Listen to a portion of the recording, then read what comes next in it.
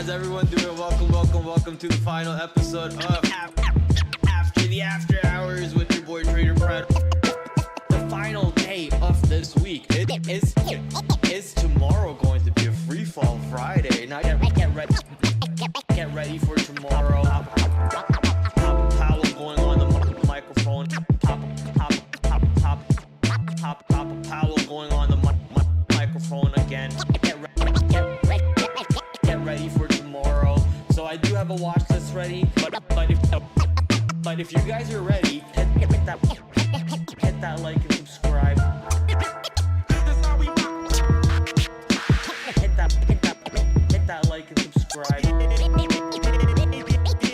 Thank you guys for all the love. Thank you guys for all the support. This is your boy TraderPrad. TraderPrad.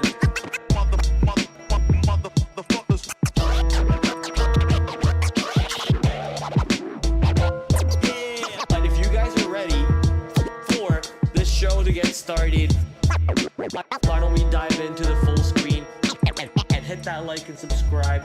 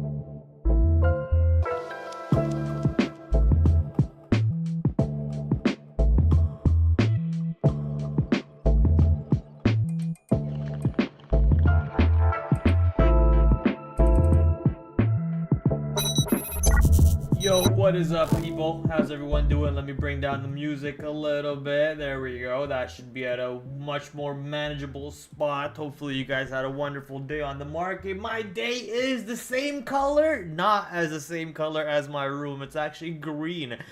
Green clawed back a good amount from yesterday's loss.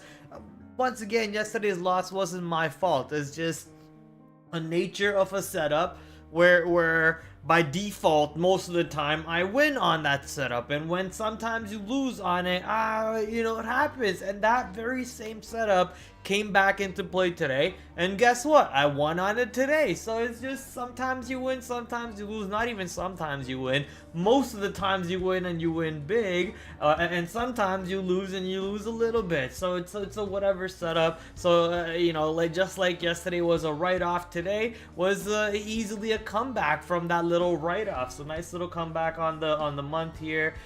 Could have been obviously much better of a day had I done a couple things better here, a couple things better there.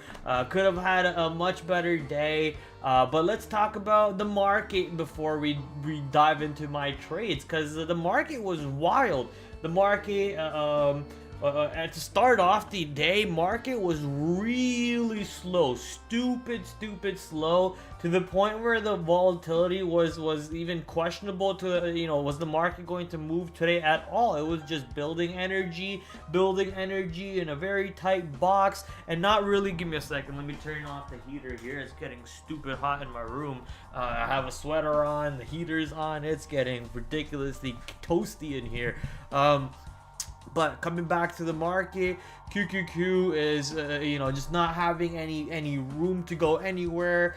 Volume off the open was ridiculously slow. It felt like the market was asleep. And then later on, you started getting that moves in the market. The PMI numbers, the 945, the 10 o'clock move. The 10 o'clock move was violent, and then that 10 o'clock move dulled down. And then you had the Trump headlines coming out throughout the day, and those were some really fun fun moves to be part of. So activity was all across the board, and we had a lot of fun on the market. Market did bounce, which is a good thing, you know, right around the 200-day moving average. Not for, I don't know if S&P 500's exactly at the 200 like the Qs were, but the Qs were at or around 200-day moving average, and they were getting ready to bounce off of that. And finally market back above the nice little $500 area. You could call this a little failed breakout of 500, and then as we start reclaiming the 500, potentially moves back to the north side. You know, you also got postponing of tariffs for another 30 days. Last time it was supposed to be in February, that got delayed to March. Now it's gonna get delayed to April. So are we just gonna keep playing this game where every 30 days the market gets absolutely slammed down with some sort of a tariff threat, and then right after that it gets boosted back to the upside after a 30-day extension? So a little bit of what the hell is really going on there, Trump? It's his favorite word in the dictionary, tariff. It's his favorite word. So it's kind of hilarious kind of see the whole thing play out. End of the day, I'm not gonna complain about it, right? All I can say is let's actually go into the big screen over here and talk about my trades, because the what I was saying actually bleeds into this. I can't complain about the opportunities that you're getting on the market. Tons of volatility, tons of back and forth movements. You can either complain about how these moves are giving you a headache, or you can learn to manage your trades better, use stops, more actively think about how to actually manage a position, and then get in and out of a trade multiple times. You can take less size and scalp the ranges, and then manage to hold some for the dream move later on if you're in the right direction. So just tons of back and forth moves all across the board that you can kind of take advantage of instead of letting that become a headache for you. Thankfully, that is my problem at the moment, and my problem is not a headache at all. My problem is making money and then not realizing profits right off the bat because of the volatility, letting my profits go back to break even, and then, you know, watching my profits come back to my favor and then taking profits. So my problem is a good problem for me in this current market. It looks like I actually am a much better trader when there's a lot more volatility and a lot more uncertainty in the market, not when it's just a slow, boring, you know, stair step market up. So lots of activity for me to take advantage in. Let's talk about my trades over here. SE, talked about this one yesterday. SE actually manages to get above 139 in pre-market. Sorry, not pre-market, right off the open. It manages to get into that 139 area where I set an alert yesterday. If you guys remember, I set that alert on this name live on stream. But when the alert played out, it was like 9:30 a.m. and I didn't have my headphones plugged into my computer at that moment, so I didn't actually hear the alert go off, and I was too busy with my trading computer. I have two computers at the office. I have a trading PC and I have a charting PC. And the charting PC is the one that has TradingView on it, and the trading PC is the one that has the proprietary trading software on it. So I was too busy over there, did not look at the trading chart screen at all, missed the alert, did not have headphones in, so missed that alert over there too. And SE actually gave you a wonderful opening range breakout to start the day into that 52-week high area,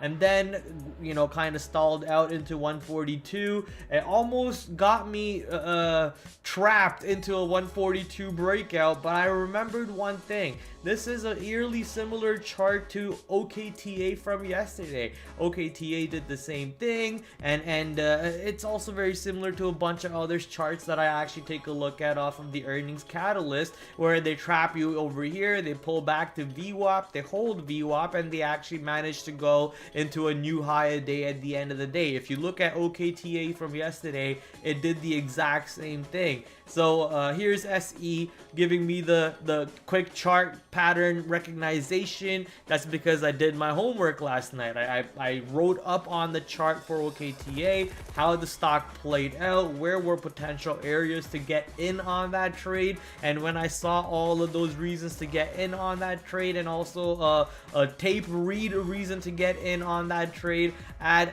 take a quick scalp profit on the range over here. It was like a 50-cent range, so just scalping 50 cents and then adding back and then taking the breakout, adding again to my position, taking profits from this range area, and now I'm taking profits later on, adding to my position again, and then closing my position on a nice little move into higher day. So very clean back and forth throughout the day with SE. Planned for it. Make a plan, trade the plan. Very simple. QQQ, let's talk about QQQ. Fairly simple, long over here after a failed breakout of low a day. You can see how the stock market actually runs lower first off the open, bounces sharply off of 494 previous day levels, basically bounces off of yesterday's levels, but rejects right into pre-market area. Pre-market area sellers still holding the market down and pushes it right back to the downside. But as the lower day breaks, you probably have some new short sellers punching in, and also you have people getting ready to take profits who are potentially riding on the shorts from up here. So as that failed break comes into play, you're seeing short sellers who got short on the lower day breakdown get scared of their position. Then you're also seeing these guys over here closing their position for a profit. At the same time, you have the 10 o'clock number that comes out, and that ends up being a little bit of a bullish rally. So a nice little buy opportunity there, and an instantly quick move. That was like what, 493, 493.50, and instantly markets at 498, 497. So very quick scalp over there to take advantage of the market. Tiny size though, right? This is right off the open, no real pattern. Just a quick little failed lower day breakout in front of a 10 o'clock number. So that could have been easily bad as good as it was, just so you know. That's why the size is small. It could have been easily as bad as good as that was. Next, Apple. Apple kind of taking the fashionably late scalp over here. That's the S&B Capital setup. At this point, the market is really reversing.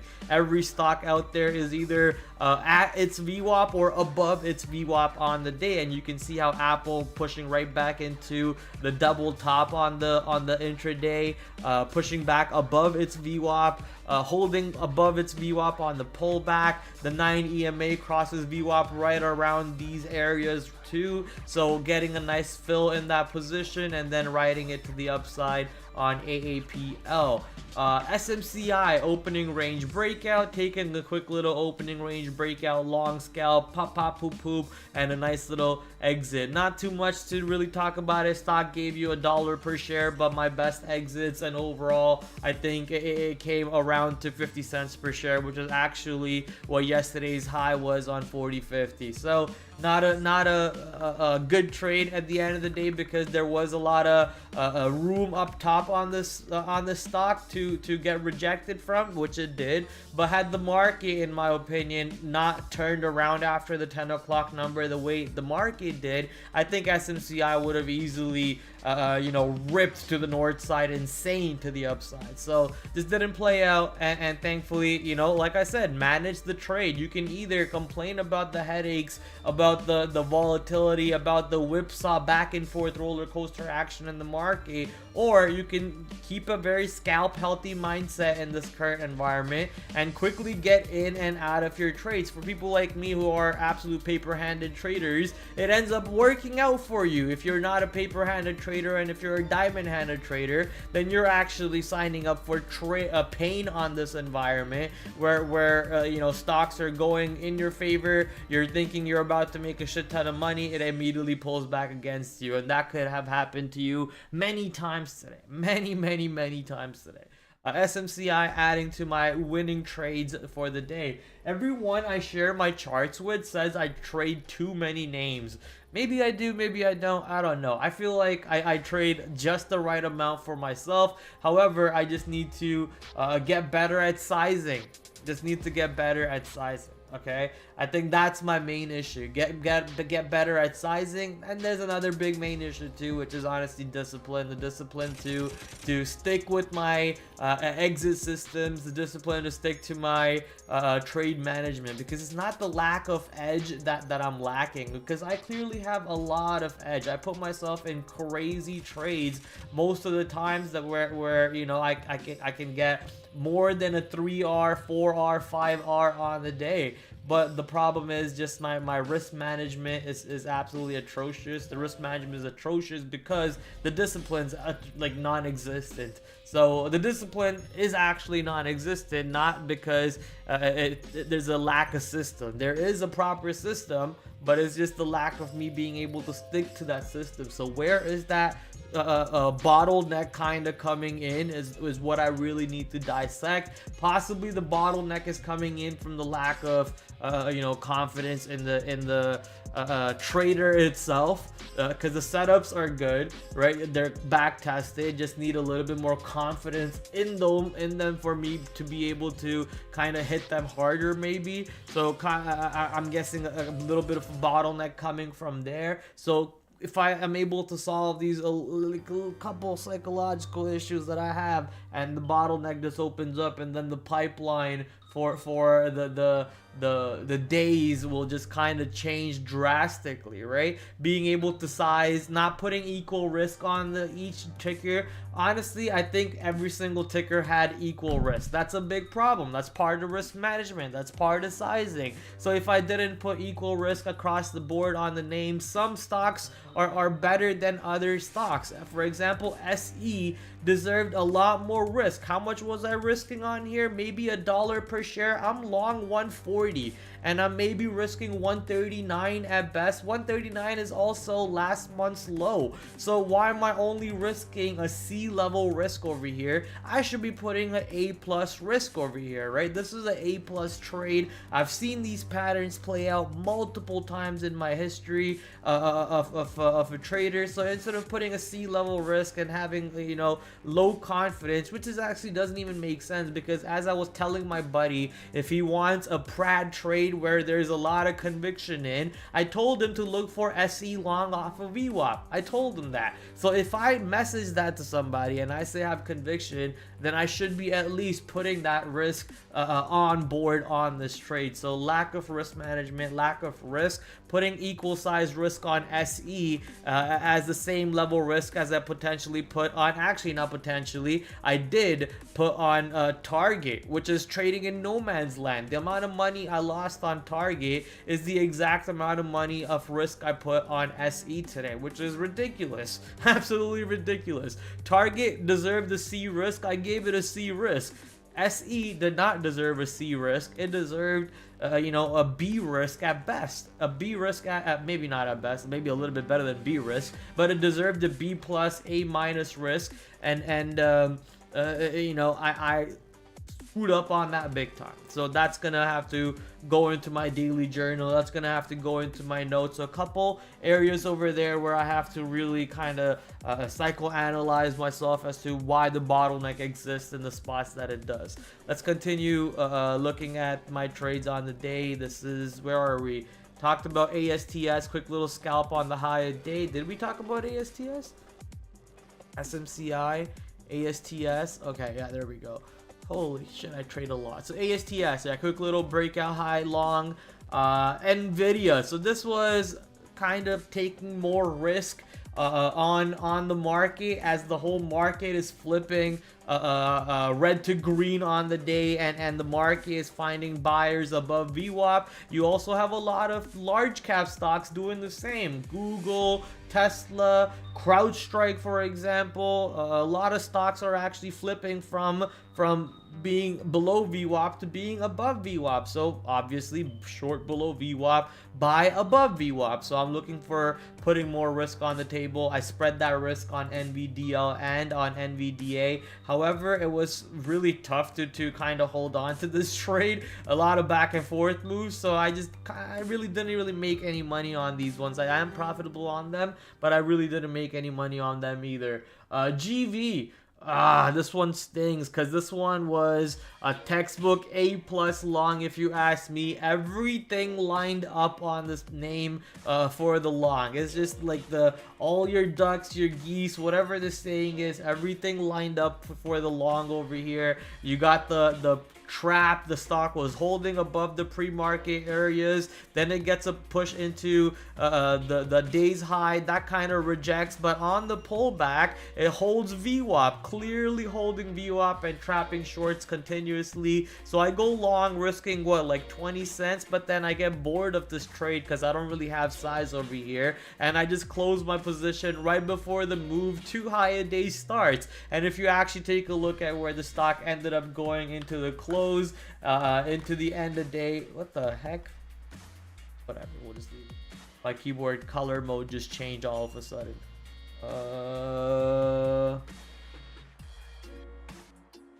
Hate that. So GV all of a sudden is now does set up for a $3 breakout and end up at $4 in the after hours. So missing out on a monster move, something that I had planned for, and I was looking for this $3 breakout. Missing out on it. Just absolute screwed up on this trade. You win some, you lose some.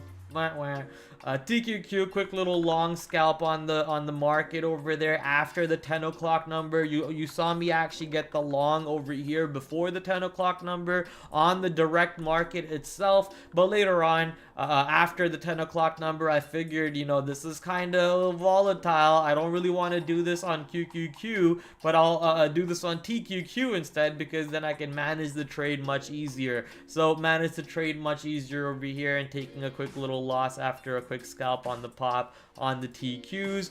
Google lower daybreak attempt, losing on that one. Target trading in the middle of the range, no man's land, just kind of forcing the short from 115 like an idiot. So that one was stupid trading, just no man's land trading, not necessary. CrowdStrike, kind of a hitchhiker scalp short, was risking that little pop high for a quick little move down. I got that move down, but I got stopped out on the 2-minute bar high, so that trade ended. Later on the pops into VWAP, basically gave back all the profits that I made on the stock and more, so I turned the name red. And that, ladies and gentlemen, is the trades of the day for me. Hopefully you guys learned something from my trades, and a couple things that you can potentially do better for yourself the next time that you are in those very same situations. 0 trades today. Forced myself to sit and watch for hours and not press a button to build character. No setups worthy of my money. Now see, that right there is something that I will be struggling to do. If I had to do something like that, I would I don't know if I have the skill level to do something like that yet. Maybe one day in the future, not right now, and I know that for a fact. I mean, you see me trading 12 tickers in a day when the day was really slow to start off with. But hey, if you actually see, most of my trades were later on in the day, when the market actually woke up after 10 o'clock. Dwight, you would make a better Trudeau. I mean, what's your fascination with Trudeau? Do you want to, marry him or something? I'm pretty sure he's available because his wife left him. So if you're interested, let me know. I could possibly hook it up. Marco, what's up, Marco? Marco Polo, Bradley Beal. I haven't heard that in a long time, dude. Wow, I haven't heard Bradley Beal in an insane amount of time. What are your thoughts on Trader TV Live? Are they actually profitable every day? Because they make it seem like it. I mean, I haven't worked there in a while, and I've never seen their P&L before. So I mean, it's I don't know. I don't know if they make money or not. That's they do look like they make money, so you would hope that they do. Trump is trolling U.S. economy to act like he's doing things. What does that mean? Oh, I guess you're saying that he's kind of bullshitting the economy to make it look like he's doing stuff, but he's not really. I mean, I don't care. As long as he's doing what he's doing right now, which is moving the market every day, I'm more than happy with it. More than happy with it. Josh is in the house. What's up, Josh? Bears eat bear. Exactly. Bears beats Battlestar Galactica. That's what it was. Is it Bears? Bears beats Battlestar Galactica, something like that. Bears beats Bears beats Battlestar Galactica. And he just starts freaking out. I've been watching a lot of like, if you go on YouTube, I think The Office actually has, there we go, yeah, The Office actually has a YouTube channel where they post like, what, 24-minute videos, even sometimes like an hour-long videos of just non-stop clips of The Office, which is amazing. As I'm trading, it's just playing in the background and I'm having fun just listening to it. It's fun. It's a good nostalgic memory. You know, you're also not paying attention to it because you know everything that happened in that show if you ever watched it before. So it's just there in the back. It's just there in the back. All right, let's talk about the stocks tomorrow that we care about. Sadly, I do not have a watch list ready at all. I got to work, or sorry, I got to home pretty late. The weather got pretty bad. It was really foggy and blah blah blah blah blah. So the traffic and everything was horrible. Got home pretty late, so I don't have a watch list. That means we're gonna create the watch list together. So let's quickly do some research over here. Baba, I know I want to put Baba on my watch list for sure, and I want to put JD on my watch list. We're gonna circle back to the center point tweet really quick and circle back to our handy dandy earnings whisper calendar. So starting with the earnings names, MRVL, RGTI, that's your quantum name, so that's a big name to keep an eye on. MDB, Victoria's Secret, VSCO, put that one up there. Lending Tree, don't care. LB, I'll throw that one on there. JD, obviously, I just mentioned JD not too long ago. Cracker Barrel, do you actually do volume CBRL? What is your volume, Cracker? 1 million? What? Okay, I guess you're going on the watch list for tomorrow, just in case you do something fun for us. CBRL, Cracker Barrel. Okay. Let's at the same time, let's just take a look at Tree also. Tree, what do you look like? You are not in a bad range, but you do no volume at all. I'm hoping you at least bring in some volume on some sort of a spike tomorrow, but nah, we're gonna move away from that one. JD, Kroger's, don't care. BJ's, don't really care about BJ's, do I? I mean, nah, I do care about BJ's. I like BJ's a lot, but the stock, I'm not sure if it's gonna be something that I'm going to keep an eye on for a trade. Let's quickly zoom out. If it's near all-time highs, maybe it is for sure worth watching then. So yeah, we'll throw this one on the watch list. BJ, always gotta have BJ's on the watch list, right? 9, Black Sky. Black Sky actually is interesting because it had a really good, oh, maybe this is not the same name that I remember. Is this the same name that I remember? I think this should be, drawing a blank here. I'm drawing a blank if this is the same name in the space industry that I have on my space watch list. Let me just quickly go check. BKSY. Not the same one? It is. Okay. Well, it had a pretty decent pullback then. I think I remember looking at it over here and over here. So pretty decent pullback on BKSY. Volume 2 million, $13 stock. It's a low float name, potentially worth keeping an eye on. It is in one of those recent sectors that have been very interesting to trade, the space sector, for example. So I think it doesn't hurt keeping that one on your watch list, but I already have enough names. If it moves in the pre-market, I might keep an eye on it. But besides that, I'm not sure if I really even want to prepare for it right now. All right, so that's the names that are on the earnings board that reported today or report tomorrow. Let's quickly go take a walk through a couple stocks that reported yesterday or today morning. So that'll be ANF, FL, CrowdStrike. Don't care about Box. Let's put Target on the watch list. No, I don't care. SE, BBY, OKTA, ASTS, that's a big one for tomorrow, trust me, or at least I think it's going to be a big one for tomorrow. So I'm going to put that one on the watch list. Don't care about JWN and nothing else over here that excites me too much. Now we can go back to the center point summary of the day. Baba, MRVL already on the list. Palantir, obviously that one's one of my regular stocks. So Palantir, SMCI, Coinbase, MSTR, IBIT, Robinhood, mRNA up 13% after a German court ruled in favor of Moderna in a patent lawsuit against BNTX and PFE. I know I saw Momo somewhere today. Where's the Momo talking about mRNA? I told you. I mean, yeah, I guess you could say you got lucky with the news over here. But I don't trade Moderna. I don't care about Moderna. But nice 15% pop on Moderna. But does it belong on my watch list? No. No.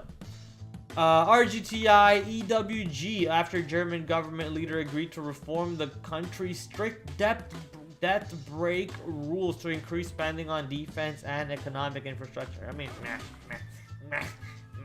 whatever. Alright, so we already have a good watch list. A couple things to add to that watch list will be the IPO that's happening tomorrow. Let me quickly go grab the ticker for that. That's going to be KMTS. Let me put that one also on my watch list. And then I just got to throw in Nvidia, Tesla, Apple, Amazon, Google, Meta, Microsoft, forgetting any of the large cap. That's basically all the large cap. QQQ, S&P 500, IWM, and the Dow Jones, the DIA. The DIA. The DEA? No, the DIA. Okay. Watch list is ready. Let me quickly also go take a look at the econ calendar for tomorrow.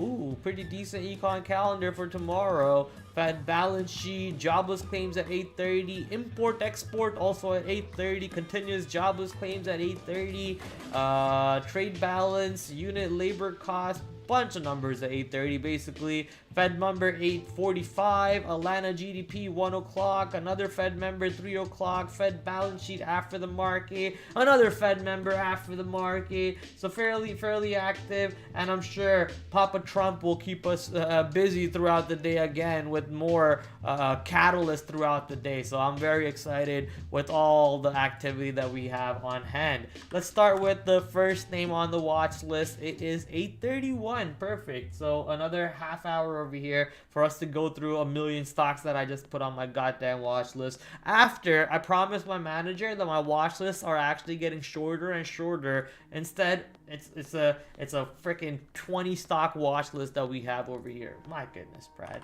MRVL. So we're gonna quickly go through these ones. We got Victor in the house. What's up, Victor? How you doing, my friend? Hopefully you are loving the volatility. I know that's what you're gonna say to me, so I said it back to you. Obviously, being an investor, volatility is not what you want. But you know the saying in the market, staircase up, elevator down. The market had its elevator down movement. I think we're gonna see some good staircase move up, maybe potentially on the market over here, and a nice move back up, because the tariff talks are now going to be held back for another 30 days. It's just going to be a whole cycle. All right, let's go to the watch list. I don't want to spend too much time talking about opinions.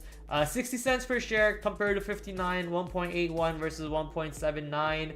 Outlook is coming in at 1.78 to 1.96 versus 1.87. So within range, I guess, overall. At the time of the report, stock dropped 17% to $75. So MRVL getting slapped to the downside, barely beating. I shouldn't say barely, they did beat 60 to compared to 59. Okay, it is barely. I thought it said 69 to 59, so at least a 10 cent. No, it's 60 to 59, so barely a beat. 1.81 to 1.79, barely a beat on that side. How much did they grow year over year? We closed fiscal 2025 on a high note, delivering fourth quarter revenue 1.817, an increase of 20% sequentially from 27% year over year. year. The performance was driven by strong growth in our data center and market, while revenue increased 78% in year-over-year in the fourth quarter. Along with the continued recovery in our multi-market business. Okay, so if you're growing by 78% in the year-over-year,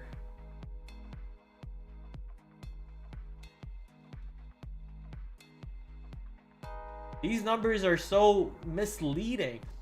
An increase of 20 sequentially and 27% year-over-year, and a performance driven by strong data, and then a 78% in the fourth quarter year-over-year. Like, these numbers are so misleading, so confusing, and I guess the market just said screw this at that point and dumped the stock. Obviously, someone who actually knows how to read these numbers better, they potentially understand that. But Marvel over here kind of just confusing, or at least the CEO's wordings are just absolutely confusing overall. You can obviously do the math yourself at the end of the day and find out actually how much they're growing or diminishing, but overall looks like the answer is growth. But the market did not like what they saw, and the stock was actually at its 200-day moving average, was finding support at its 200-day moving average, but clearly breaking below that, and the way it broke down below it is pretty telling. That's pretty telling, because that's saying that hedge funds, the people who move stocks like these, they are selling. They don't want to hold on to the position.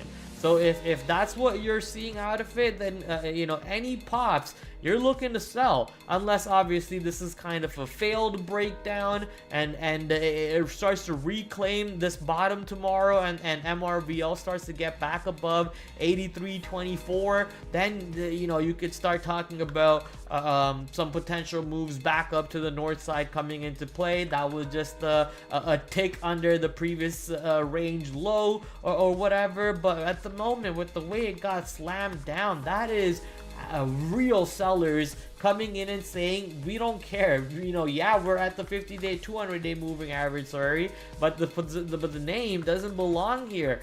They don't have a PE. They're only reporting 60 cents per share. They're only growing by 70%. I don't even know if it's 70%. Is it 20%? Is it 70%?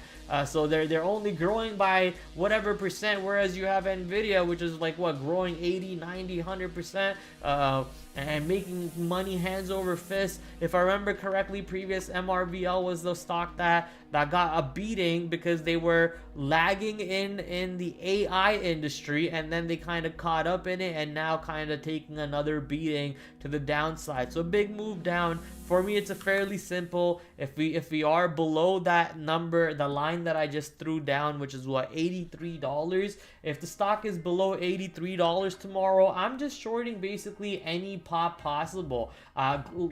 I would love for a pop into 83 or 85, in that whole range for me to get short into. If I can see rejection from 83 to 85 coming into play, for me to move back down to the south side to $80 or so, I am very interested for that move. So keeping an eye on MRVL, top priority without a doubt. RGTI, quickly grab some water here.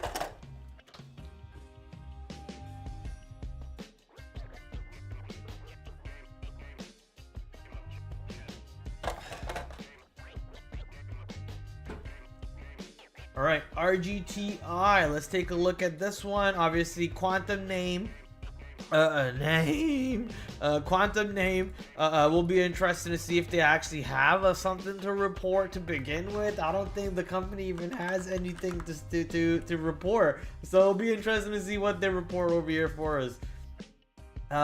Fourth quarter, 2.3 million, missing estimates of 2.5. Company reported EPS of a loss of 8 cents per share, in line with estimates. Full year revenue 10.8. Full year net loss 201 million. Company ended in the year with cash equivalents of 217.2 million. Rigetti entered into a strategic agreement with Quanta Computer February 27th, since the end of the quarter. Quanta is a Taiwan-based global Fortune 500 company and leader in computer server manufacturing.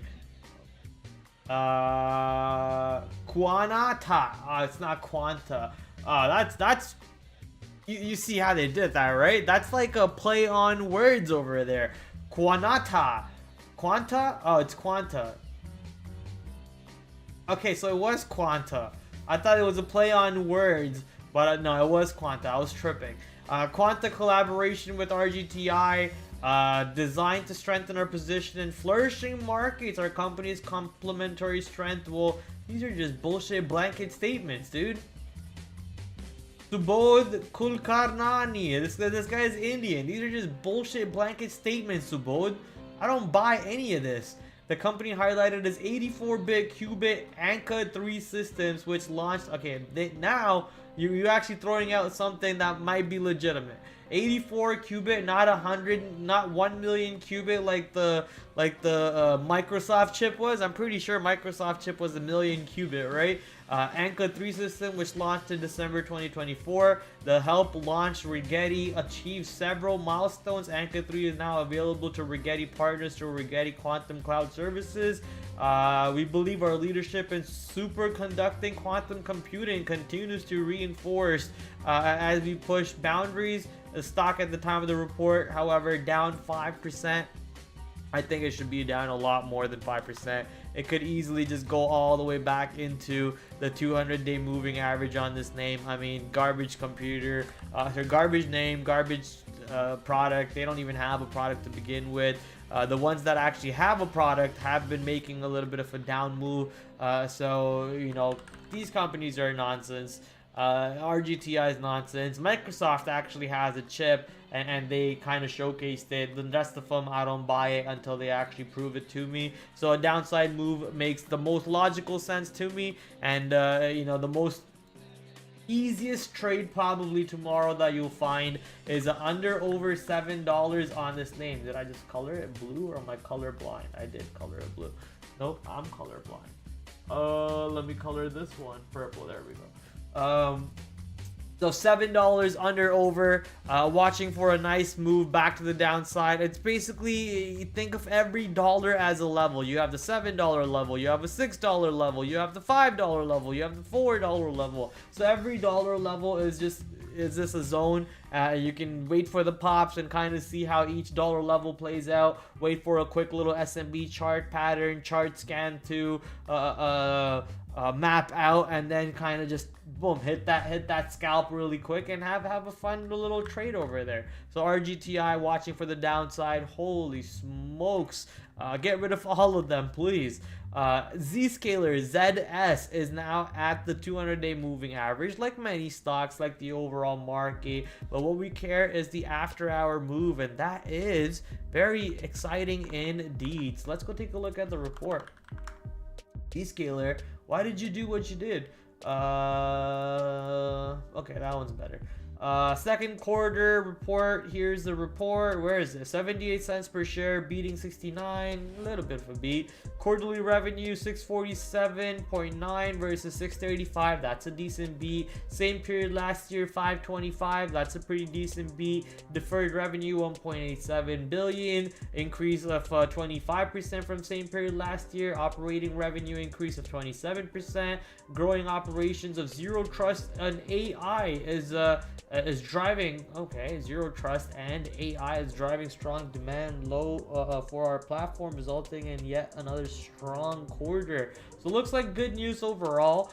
Is the guidance the big reason why the stock popped up? Let's continue reading over here. Third quarter revenue 665. You could have just said 666. 665 versus 667 versus estimates are 667.37, a little bit lower than estimates. EPS 75 to 76 versus 74. That's actually above estimates. So revenue a little bit lower than estimate. EPS a little bit higher than estimate for the guidance. Overall, I guess the growth year over year was good enough for the market to appreciate the stock, and they obviously appreciated it really well. They ran it to the upside today, taking it back above last week's high, which was around 200, and that makes my life much easier. Sometimes when stocks do these even dollar levels, that they get above, and you can see how that level looks right there. So getting above that beautiful even dollar level just makes my life so easy over there. Looking for a long on a pullback into 200,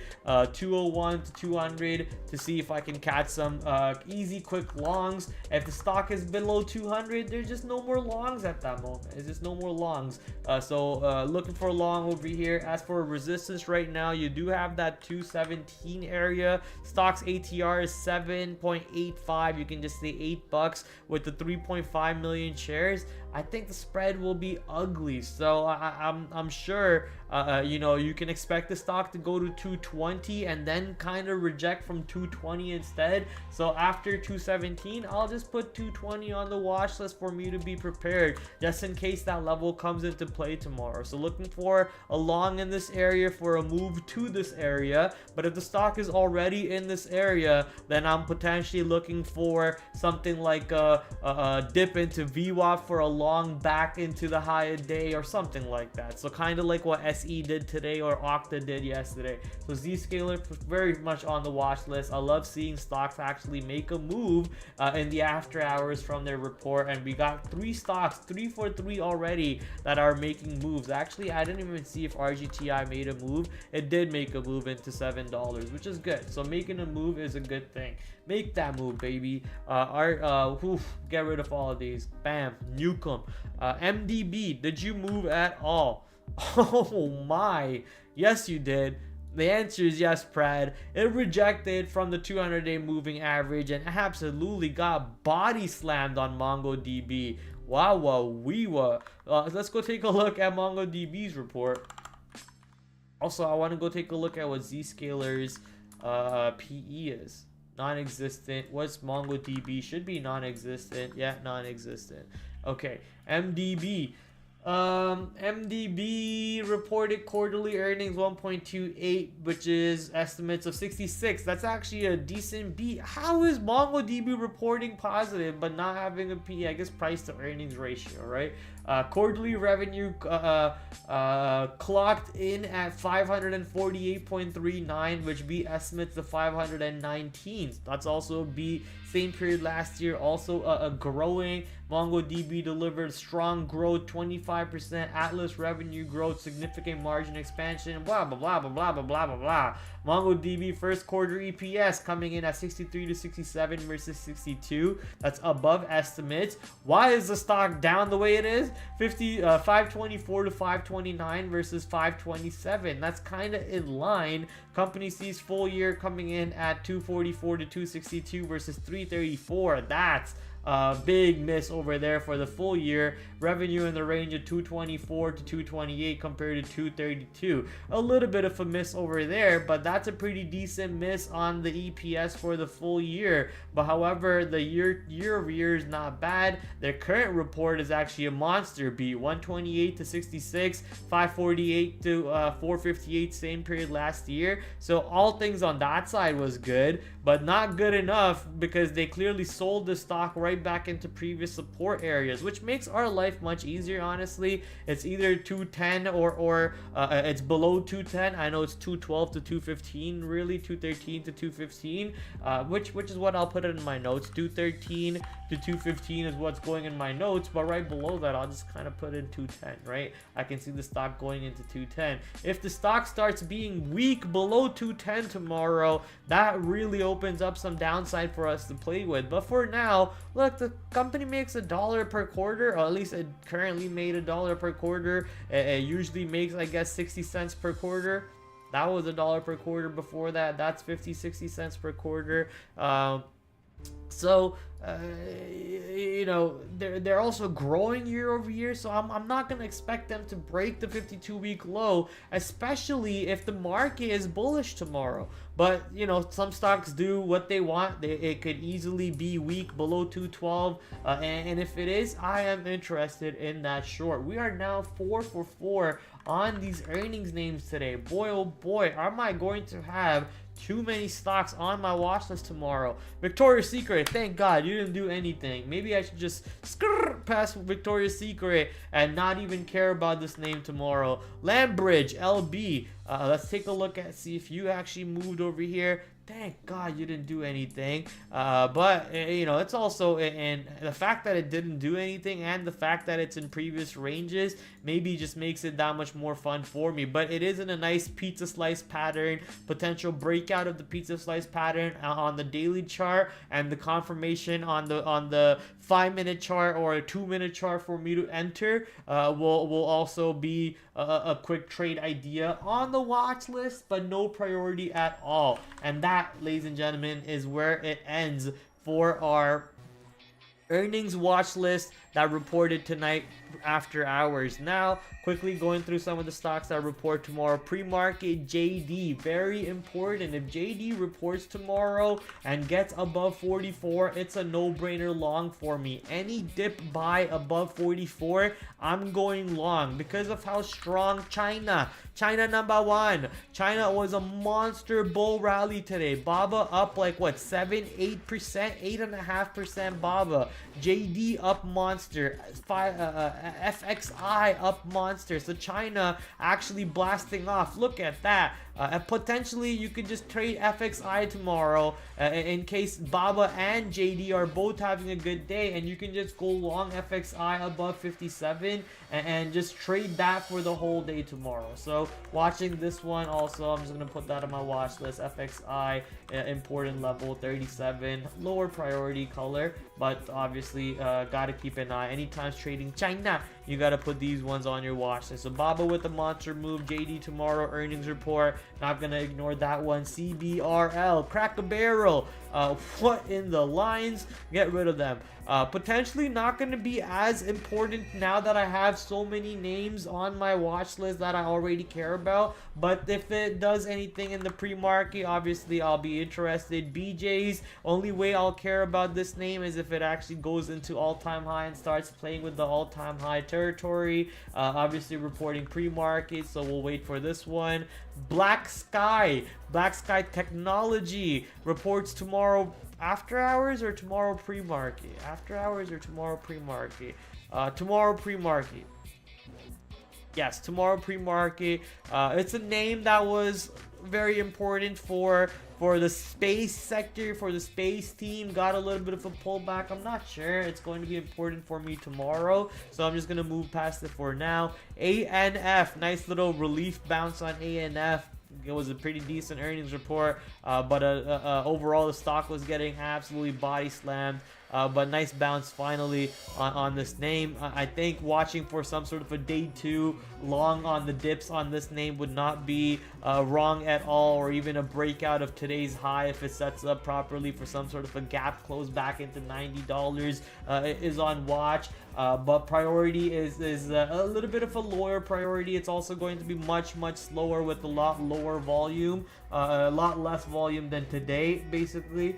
So gotta keep that in mind. It is a day 2 trade, and I love day 2 trades. FL, delete this one from my watch list, please, right now. Get that garbage out of my watch list.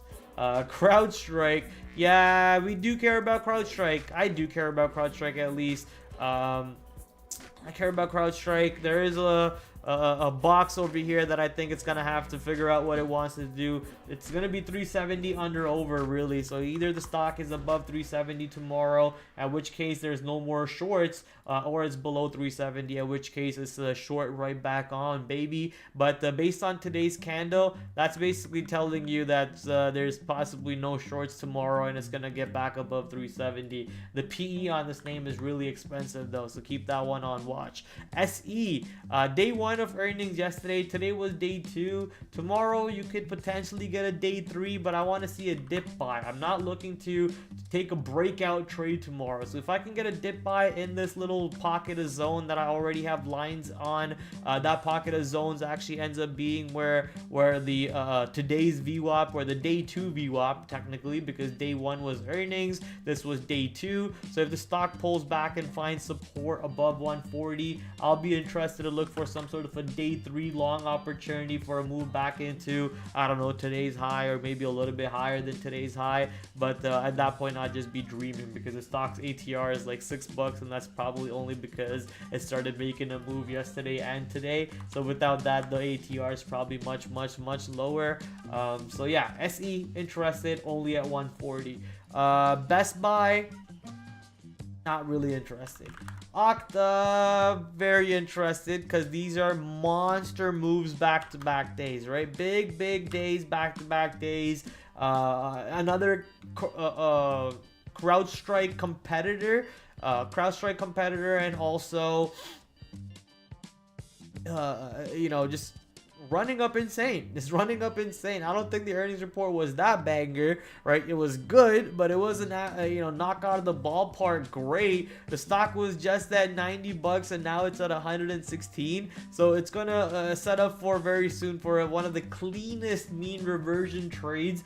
So watching for that setup coming into play. Potentially you get a good dip long tomorrow, but if this stock is not able to find buying above 114.50, I am so ready to look for a shorts on this trade, especially if it gets below you know, below 114.50, but then on every pop it's not able to stay above 114.50. So every pop gets slammed and sellers are now getting below 114.50. I want to join that party whenever that comes into play. But if the stock wants to go higher and higher and higher, I will just let it keep going higher and higher, because the higher it goes with more volatility and more insane candle widths, the better the intraday short opportunity is going to be. So just let it do its thing. It is right now as a mean reversion candidate, without a doubt. Mean reversion candidate. On the opposite side of that trade, if the stock is holding 114.50, if it's holding today's VWAP on the dips,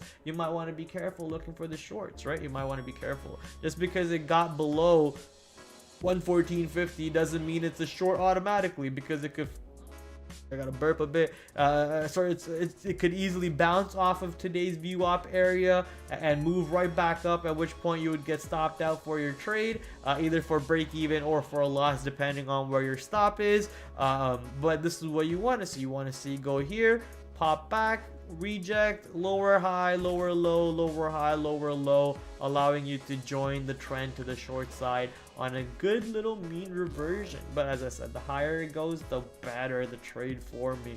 So Okta, pretty good on the watch list over there. ASTS, this one's interesting. The higher, the more time we spend above 33.55, the more I like the long on this name into the all-time high of $40. So for sure going to watch this day 2 high prio, long above 33.50 if buyers can defend it. So getting a move into 40 would be monstrous on this name. So watching this one for sure. Baba, I just mentioned this one because the China sector was kind of in play today. Baba just had an insane rally. I mean, just a monster rally. So if a JD wakes up the Chinese dragon again, shout out to my friend Victor, who's actually in the chat today. Victor has been talking about some other stocks. FUTU in China is on fire. Let's go check out Futu. There we go. Yeah, Futu with a nice move. Qfin is one that I want to talk about also.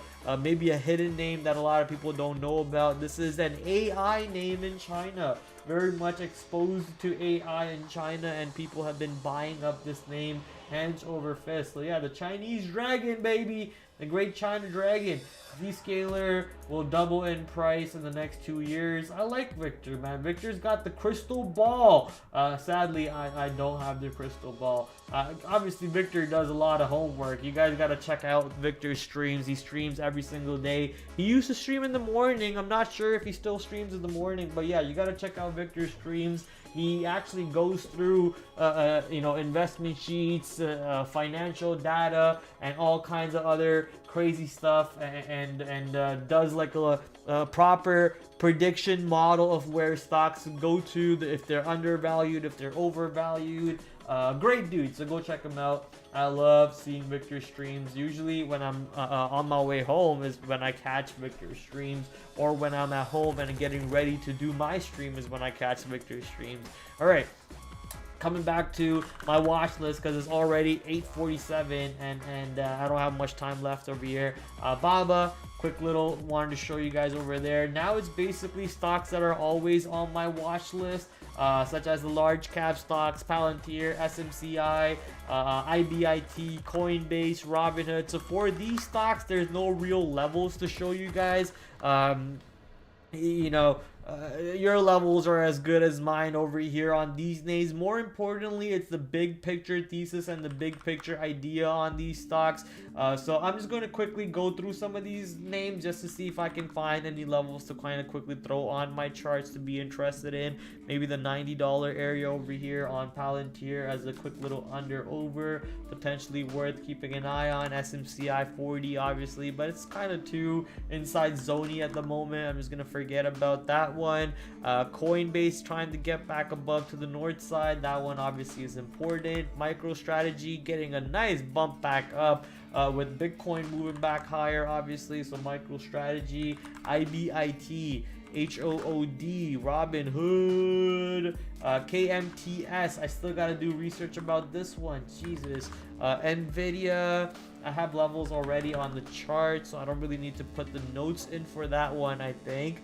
Tesla will be very important tomorrow, I feel. If the market finds some momentum to the upside, Tesla 280 needs to be highlighted in my notes just so I don't forget about that game plan when it comes into play. So Tesla is going to get a quick little highlight in my notes. Apple, whatever. Amazon, 200 under over. It's basically 200 under over on Amazon.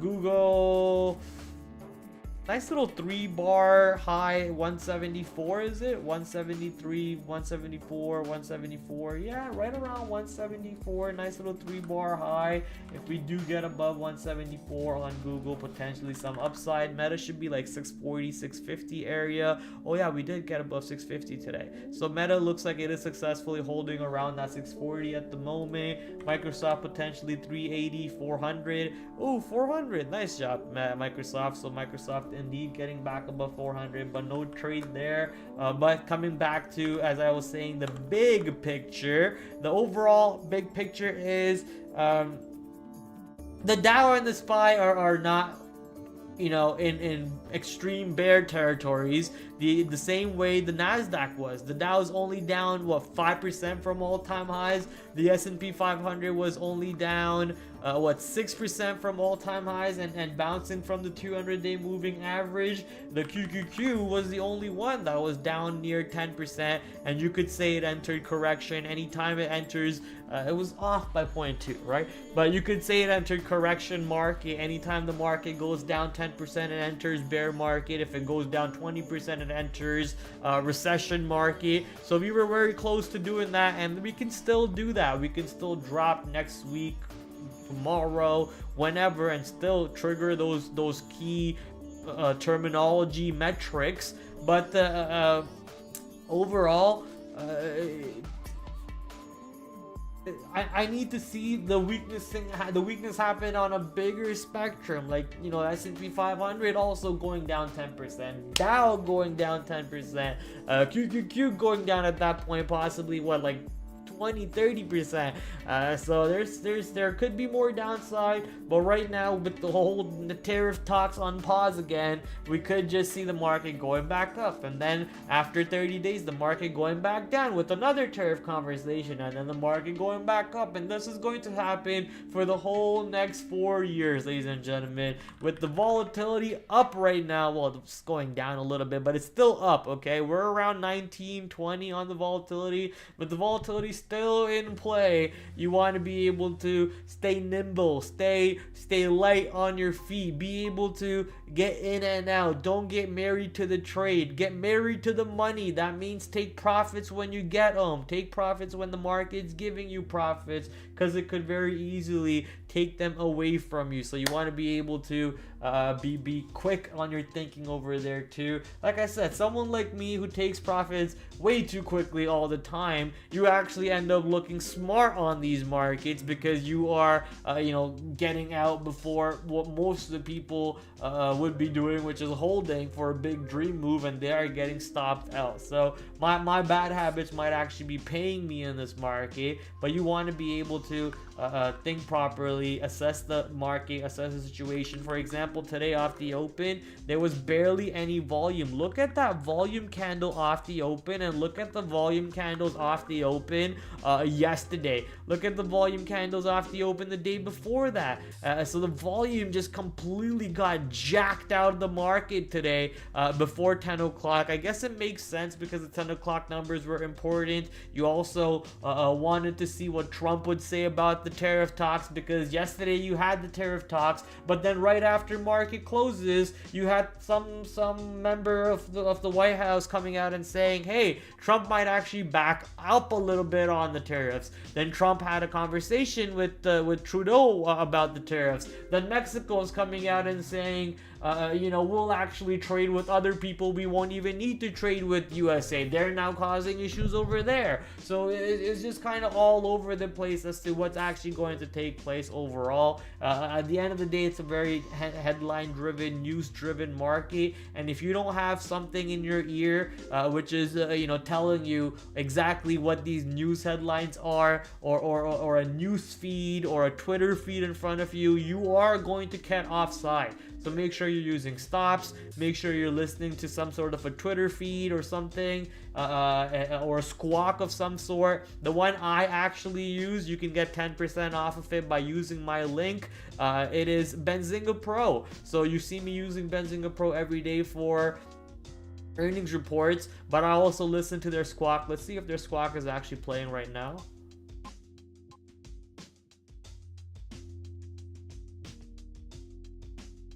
Probably not, right? It's us waiting for audio. Will be funny if the squawk plays at this time of the night. Probably not. 6 a.m. to 6 p.m. on market days, market open to market close. So it looks like this one's obviously not working at the moment. The squawk is not live. I guess it should have a red dot there if it's live, but throughout the day I'm listening to it, and if you are interested on that, you can get 10% off by clicking my link below in the description and heading over to my Linktree page. All of my social media pages up here, and all of my affiliate sponsored links are right down over here. Flash Research, 10% off, Trade Ideas, and Trader Sync. Use code PRAD15 to get 15% off, and Benzinga Pro, use the link to get 10% off.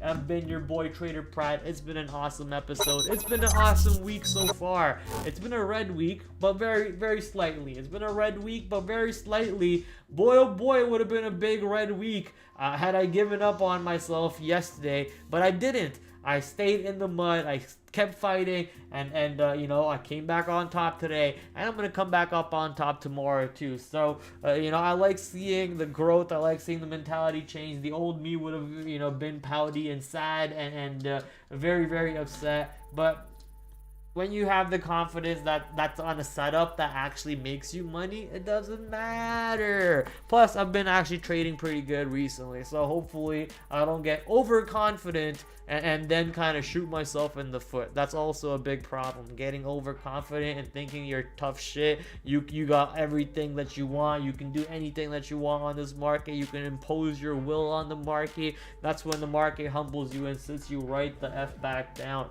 On that note, I'm actually done. When is Dieter coming back? I think he is never coming back. I'm not sure, but hopefully he comes back. I do miss him. I know he's having a blast in Egypt.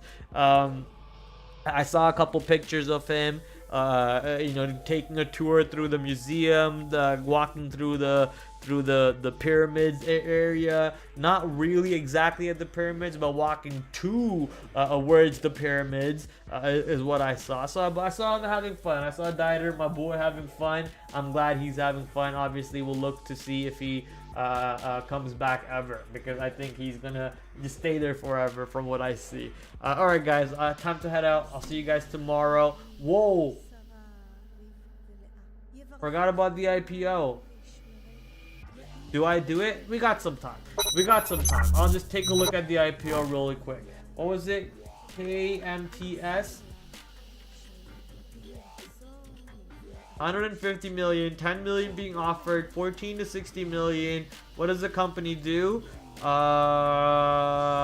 Commercial stage, much better. Usually it's clinical stages. Wearable medical device and digital healthcare company focused on transforming patient outcomes in cardiovascular diseases using monitoring and therapeutic intervention technologies that are intuitive, intelligent, and connected. We develop and are commercializing our cardiac recovery system platform, a comprehensive and advanced system that integrates monitoring, therapeutic treatment, digital health, and patient support services into a single unified solution. The cornerstone of our cardiac recovery system platform is Azure WCD, a next generation wearable cardiovascular defibrillator used to protect patients at an elevated risk of sudden cardiac arrest. The Azure WCD automatically monitors elevated risk patients and, if needed, delivers a defibrillation shock to return the patient's heart to normal rhythm. As of January 31st, 2025, our system is actively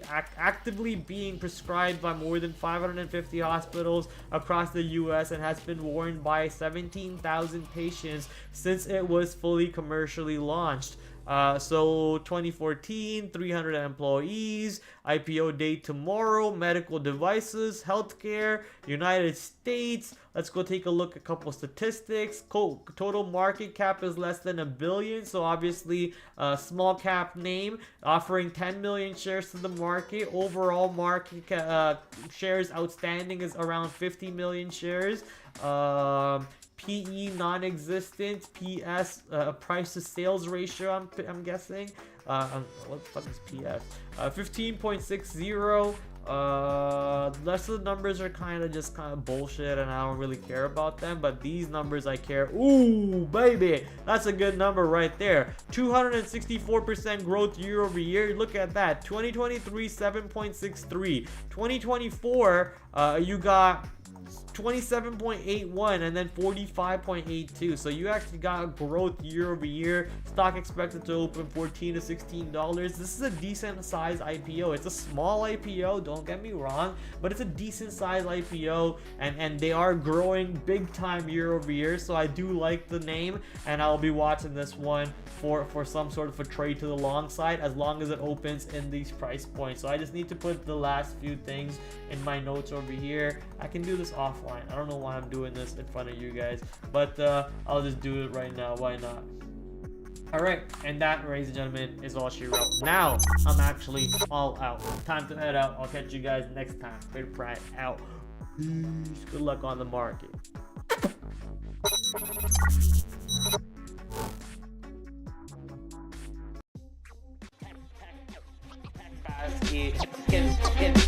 Get destroyed. Get ready for trade off of. Get ready for the watch list for tomorrow, ladies and gentlemen. So I'm gonna bring in my big screen over here. Back to another brand new week of After the After Hours with your host TraderPrad. I'm doing great. Hopefully you guys are joining me on that great side. Markets are moving around. Might just be a risk on type of day, so let's see what happens. 8 o'clock tomorrow. As you guys know, we do the stream Monday to Thursday, 8 p.m. Shout out to my affiliate sponsors, Benzinga, Trade Ideas, the #1 scanner to go to, Trader Sync, promo code down below, promo code PRAD15 to get 15% off. I will catch you guys tomorrow, 8 o'clock, same time, same place. Until then, TraderPrad out. Adios.